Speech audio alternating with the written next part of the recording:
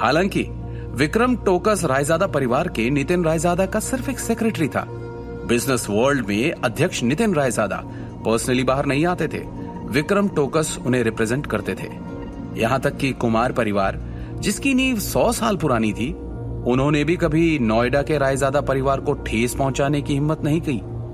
शहर के शिखर पर खड़े हाई क्लास रायजादा परिवार की तुलना में कुमार परिवार सिर्फ एक छोटी दयनीय चींटी समान था। अगर विक्रम टोकस की जगह नितिन रायजादा होता तो ये लोग अभी घुटनों पर बैठकर माफी मांग रहे होते। भले ही वो गलत हो या सही, शिवम को कंपनी से बाहर फेंकना उनके लिए कोई बड़ी बात नहीं थी। ऋषभ को लग रहा था कि मिस्टर विक्रम भी कुमार परिवार के राजकुमार का साथ देंगे। आपका साथ दे? आपको क्या लगता है कि आप हैं कौन? विक्रम ने साफ शब्दों में बिना दया दिखाए कहा। मिस्टर विक्रम, आप। ऋषभ का चेहरा लाल हो गया। वो बेहद शर्मिंदा था। विक्रम की फटकार के बाद वो कुछ नहीं कह सका। आमतौर पर विक्रम को ऋषभ से कुछ खास फर्क नहीं पड़ता, लेकिन विक्रम शिवम की बहुत इज्जत करता था और ऋषभ ने शिवम से टक्कर लेने का साहस किया था। और जो कोई भी शिवम सर के लिए परेशानियां खड़ी करेगा, विक्रम उसे मौत के घाट उतारने की हिम्मत रखता था, और ये किसी के लिए अच्छा नहीं होता। विक्रम ने ऋषभ को ठंडे भाव से देखा और कहा, तुमने जो भी कहा मैं पहले से जानता था।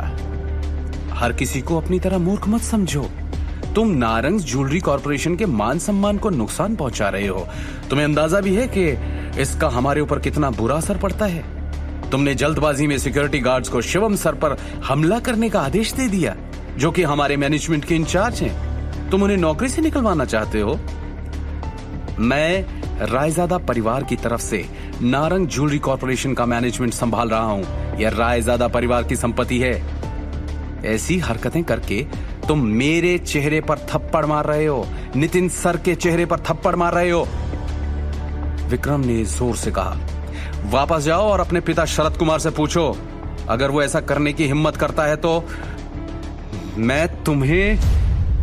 ऋषभ थोड़ा असहज हो गया, उसका चेहरा लाल हो गया। वो विक्रम को वापस सुनाना चाहता था, लेकिन उसमें हिम्मत नहीं थी। क्या तुम अब भी मेरी बात से सहमत नहीं हो? विक्रम ने ऋषभ को ठंड भरी नजरों से देखा। ऋषभ ने खुद को बांधा और जमकर कहा, चेयरमैन मिस्टर विक्रम, मैं आपको बता दूं कि आप कितने भी शक्तिशाली क्यों ना हो, लेकिन आप भी दिल्ली शहर में हैं और दिल्ली में रहकर ही आपने कुमार परिवार को नाराज किया है।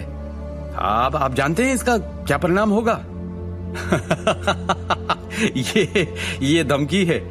विक्रम ने हंसते हुए पूछा। कुमार परिवार? अरे तुम्हें पता नहीं कि तुमने और तुम्हारे कुमार परिवार ने शिवम सर को इस तरह नाराज किया तो तुम सबका सफाया होने में देर नहीं लगेगी। सिक्योरिटी गार्ड्स, इन्हें ले जाओ और सड़क के किनारे किसी कचरे के डब्बे के पास फेंक दो, विक्रम ने ठंडी सांस लेते हुए कहा। उसके बाद सिक्योरिटी गार्ड्स का समूह ऋषभ की ओर दौड़ पड़ा। एक शब्द के बिना उन्होंने ऋषभ और उसके साथियों को फंसा दिया। उन्होंने उन्हें मुर्गियों की तरह उठाया और दरवाजे से बाहर खींच लिया। तुम क्या कर रहे हो? ध्रुव, रोहन और बाकी लोगों ने भागने की कोशिश की, लेकिन वो गार्ड्स के हाथों में बिजली के डंडों से टकरा गए और बेसुध होकर चिल्लाने लगे।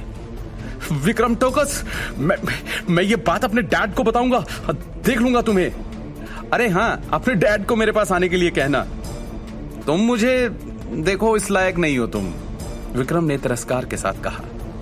ऋषभ बहुत गुस्से में था। उसने शिवम के हाव भाव को देखा। उसे लगा कि उसे अपमानित किया गया है। शिवम, बस अब तुम रुको और देखो।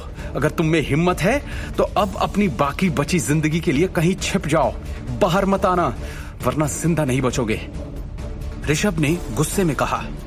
ये लूजर इंसान वाकई में लकी था। उसने अपना आपा खोया भी तो चेयरमैन मिस्टर विक्रम के सामने। आज वो जानबूझकर दिखावा करने और शिवम को धमकाने के लिए आया था।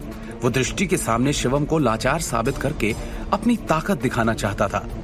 हालांकि उसने कभी सोचा भी नहीं होगा कि ऐसा होगा। उसे बहुत बुरी तरह बेइज्जत किया गया और यहां तक कि नारंग ज्वेलरी कॉर्पोरेशन से भी बाहर फेंक दिया गया था। ऋषभ इस बारे में जितना सोच रहा था, उसे उतना ज्यादा गुस्सा आ रहा था और वो शर्मिंदगी महसूस कर रहा था। वो शिवम से दिल से नफरत करता था। जब ऋषभ और उसके चमचों को बाहर निकाला जा रहा था तो ऑफिस में नारंग भाई भड़क गए। क्या होगा जब बात शरद कुमार तक पहुंचेगी? शिवम की पूरे खानदान से दुश्मनी का अंजाम क्या होगा? क्या करेंगे अमिताभ और अजीत नारंग शिवम के साथ?